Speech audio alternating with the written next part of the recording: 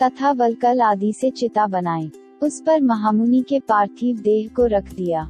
दीपक जलाकर मल्लों ने चिता में आग दी, परंतु बार बार प्रयत्न करने पर भी चिता को अग्नि प्राप्त नहीं हो रही थी।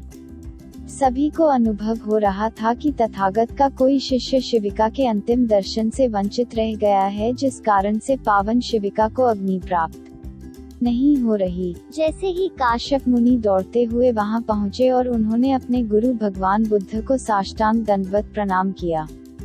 काश्यप मुनि द्वारा शिविका को प्रणाम करते ही चिता में स्वतः ही आग लग गई। चिता के शांत हो जाने पर मल्लों ने भगवान बुद्ध की अस्थियों को शुद्ध जल से धोने के उपरांत उन्हें स्वर्ण कलश में रख दिया। मल्ल उस स्वर्ण कलश को अपने साथ अपने नगर के मध्य ले गए। लोगों ने महामुनि की प्रशंसा में स्तोत्र गाए और आपस में वार्तालाप करने लगे।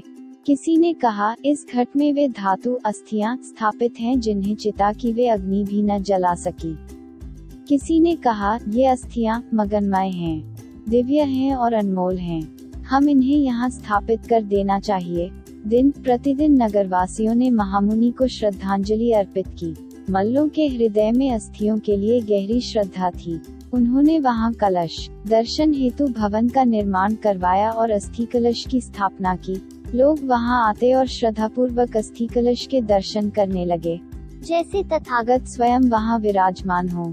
जैसे जैसे समय बीत रहा था और पड़ोसी राज्यों से दूत अस्थि कलश के दर्शनों के लिए आ रहे थे, उनमें से कुछ दूत भगवान बुद्ध की अस्थियों की मांग करने लगे और अस्थि कलश प्राप्त करने के लिए सभी ने योजना बनाई। योजना के अंतर्गत एक दिन 7 पड़ोसी राज्यों से दूत आए और उन्होंने अस्थियां मांगी, परंतु भगवान बुद्ध की अस्थियों के लिए मन में असीम श्रद्धा होने और अपने बाहुबल और सैन्य बल पर अभिमान होने के कारण मल्लों ने भगवान बुद्ध की अस्थियां देने से स्पष्ट मना कर दिया और वे लड़ने की तैयारी करने लगे।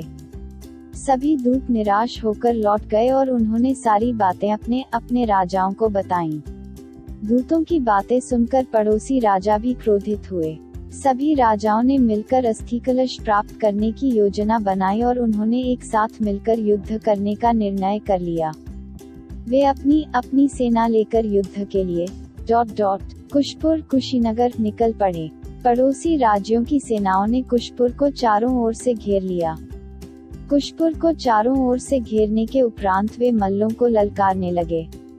मल्ल किसी भी मूल्य या परिणाम पर अस्थि कलश